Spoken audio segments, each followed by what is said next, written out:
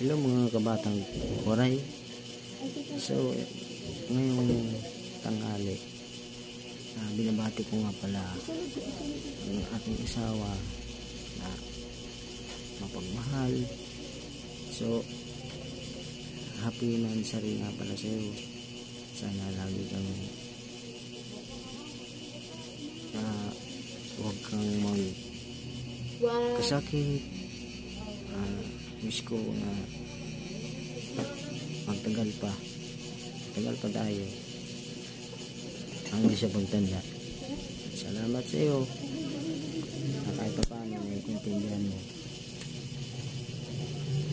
Lagi kang mag-iingat at nandito ko para sa iyo. Lagi kang gagabayan, samahan. Happy anniversary. I love you so much. Mahal na mahal kita.